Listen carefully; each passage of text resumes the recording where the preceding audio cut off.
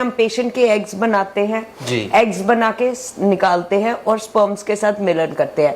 Advanced IVF का ये मतलब है कि लेबोरेटरी एक हॉस्पिटल की कितनी एडवांस्ड है। 30 साल के इस सफर में अभी तक हजारों लोगों के घरों में खुशियां आई हैं और ये खुशियां आई हैं डॉक्टर सुमिता सोफत के हॉस्पिटल की वजह से।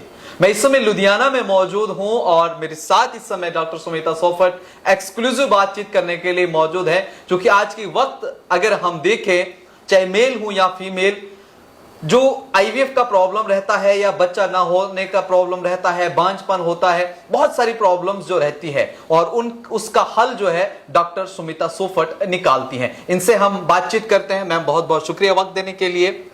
मैम आपसे मैं जानना चाहूंगा, अब आईवीएफ के बारे में या फिर बाकी चीजों के बारे में लोग जान चुके हैं, लेकिन एडवांस आईवीएफ क्या होता है, आईवीएफ क्या होता है, यह हमारे दर्शकों को थोड़ा सा समझा दीजिए।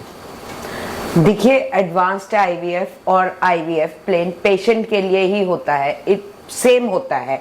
इसमें हम पेशेंट के एग्स बनाते हैं, एग्स बना के निकालते हैं और स्पर्म्स के साथ मिलन करते हैं। एडवांस्ड आईवीएफ का ये मतलब है कि लेबोरेटरी एक हॉस्पिटल की कितनी एडवांस्ड है, कितना एक आईवीएफ लैब कितनी एडवांस्ड है, उसमें क्या क्या हाई एंड इक्विपमेंट लगा हुआ है जिससे कि हम आईवीएफ का सक्सेस रेट बढ़ा सकते हैं। अब आप देखिए, आईवीएफ कभी भी 100% आप कभी बेबी खरीद नहीं सकते किसी भी सेंटर से। हम ये है कि प्रेगनेंसी का आईवीएफ का सक्सेस रेट कैसे बढ़ा सकते हैं, तो उसमें एक डॉक्टर की एक्सपर्टाइज, एक इन हाउस टीम होना जो कि पेशेंट के लिए अवेलेबल है। हमेशा पेशेंट की बहुत सारी क्वेरीज होती है, इन हाउस काउंसलर, तो वो सारा कुछ ये चीजों को करता है। सबसे पहले मैं बताऊंगी डॉक्टर की एक्सपर्टाइज का क्या मतलब है।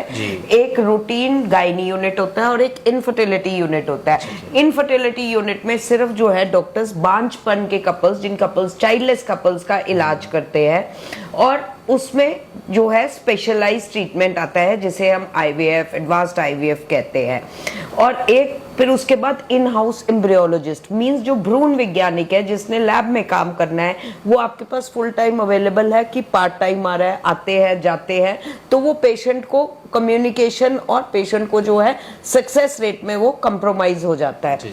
सो जब हम बात करें आईवीएफ लैब की कि कितना हाई एंड इक्विपमेंट लगा हुआ है, अब जैसे सिंपल एक प्लेन आईवीएफ में हम इक्सी नहीं इन्वॉल्व होती, ICSI, IMSI, laser hatching, CASA, blastocyst culture, embryo monitoring, ये सारे हाई एंड इक्विपमेंट्स है, हाई एंड टेक्निक्स है जिनसे कि हम आईवीएफ का कामयाबी दर बढ़ा सकते हैं और इसको हम कहते हैं एडवांस्ड आईवीएफ।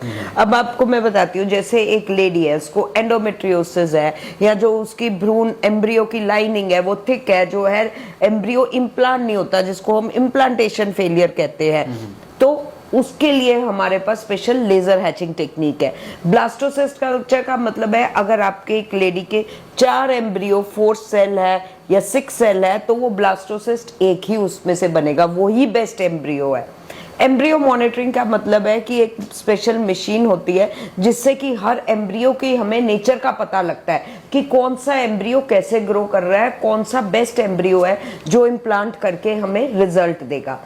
इक्सी, इमसी का मतलब, कासा का मतलब ये है कि जैसे कोई स्पर्म है जिसकी हर स्पर्म बेबी नहीं कर सकता, चाहे एक पेशेंट का आपने देखा होगा 70 मिलियन काउंट है पर उसके फिर भी प्रेगनेंसी नहीं हो रही, अननोन कॉजेज है, मींस की स्पर्म डिफेक्ट तो नहीं है। जो हम स्पर्म इक्सी के लिए एग के साथ मिलाने के लिए चुनते हैं, वो बेस्ट क्वालिटी का स्पर्म कैसे है वो हमें इन चीजों से पता लगेगा, क्योंकि एक स्पर्म को हम कई 1000 टाइम्स मैग्नीफाई कर सकते हैं। सो ये सारी चीजें हैं जिनसे हम कामयाबी दर बढ़ा सकते हैं। दूसरा साथ के साथ कलर डॉपलर मशीन्स है, अल्ट्रासाउंड में ही इतना है, 4D अल्ट्रासाउंड, कलर डॉपलर, जिनके जरिए हम यूट्रस की लाइनिंग का ब्लड फ्लो देख सकते हैं कि हमने किस टाइम पे एम्ब्रियो रखना है जबकि लाइनिंग का ब्लड फ्लो ठीक है। क्योंकि बहुत सारे पेशेंट्स ऐसे कहते हैं हमारी लाइनिंग नहीं ठीक बन रही, लाइनिंग भी ठीक बन रही थी पर प्रेगनेंसी नहीं हुई, तो हमें नहीं पता कि उसका ब्लड फ्लो कितना था, वो लाइनिंग में वो रिसेप्टिव है कि नहीं, बेबी के लिए ठीक है कि नहीं है। सो ये सारी टेक्निक से हम आईवीएफ का जो है सक्सेस रेट बढ़ा सकते हैं। और दर्शकों, आपने अच्छे से सुन लिया कि आईवीएफ और एडवांस आईवीएफ में क्या फर्क है। मैम ने ब्रीफली ये जो है वो एक्सप्लेन किया और आगे भी कई सारी बातें जो है इन्होंने रखी। लेकिन साथ ही साथ यहाँ पर मैम हमें थोड़ा सा ये भी बताइएगा, चूंकि अलग अलग जगहों से आपके पास, ऑल ओवर इंडिया से, बाहर से, अब्रॉड से भी लोग जो है वो आपके पास इस समय आते हैं। अब तो यहाँ पर आपके पास हाईटेक सारी एडवांस टेक्नोलॉजी की मशीनें हैं, लोगों को बाहर अब्रॉड जाने की जरूरत नहीं है। यहाँ आप वो लुधियाना आपके पास आए तो आपकी ओपीडी जो है वो कंटिन्यूसली रहती है। और जब लोग यहाँ पर आते हैं, थोड़ा सा बताइएगा किस तरह से आप काउंसलिंग जो है वो पेशेंट की करते हैं, क्या चीज बातचीत जो है वो होती है, ताकि एक पेशेंट का और डॉक्टर का रिश्ता अच्छे से बने। क्योंकि अक्सर देखा जाता है पेशेंट या तो घबरा जाता है या नाम सुनकर जो है वो डर जाता है, क्या कहेंगे उस पर? बिल्कुल, मैं बताना चाहूंगी कि देखिए हमारे हॉस्पिटल में प्रॉपर काउंसलिंग फैसिलिटी है। हमारे काउंसलर्स हैं जो पेशेंट को टाइम टू टाइम बताते रहते हैं। और जब पेशेंट मेरे पास आता है फर्स्ट टाइम, वैसे ही ये ना बहुत इमोशनल इशू है, बेबी ना होना आई थिंक बीमारी से ज्यादा एक इमोशनल इशू है। तो पेशेंट बहुत इमोशनल होता है, बहुत उम्मीद लेके आता है, तो हम पेशेंट को सारा गाइड करते हैं।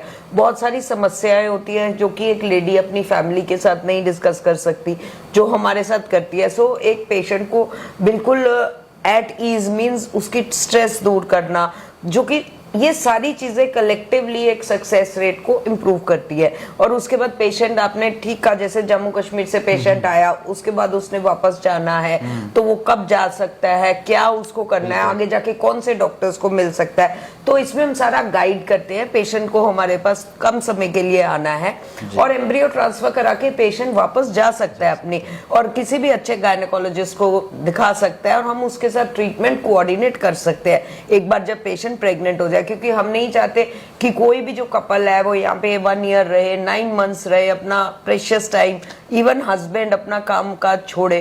तो वी वांट कि पेशेंट अपना कम से कम समय में ट्रीटमेंट करा के वापस जम्मू कश्मीर जाए, ताकि वो वहां के डॉक्टर्स को भी साथ कंसल्ट करे और हमसे ट्रीटमेंट ले सके आफ्टर प्रेगनेंसी। चलिए, बहुत बहुत शुक्रिया बातचीत करने के लिए और तमाम जानकारियां हम तक पहुंचाने के लिए। उम्मीद करता हूं आप सब लोगों को भी इंटरव्यू अच्छा लगा होगा और मुझे ये भी उम्मीद है कि आप इस इंफॉर्मेशन को और इस इंटरव्यू को जरूर अपने दोस्तों के साथ, अपने रिश्तेदारों के साथ और आप अपने ग्रुप्स में शेयर करेंगे, ताकि जो लोगों को भी इस तरह की परेशानी है उन्हें वो उसका हल मिल सके।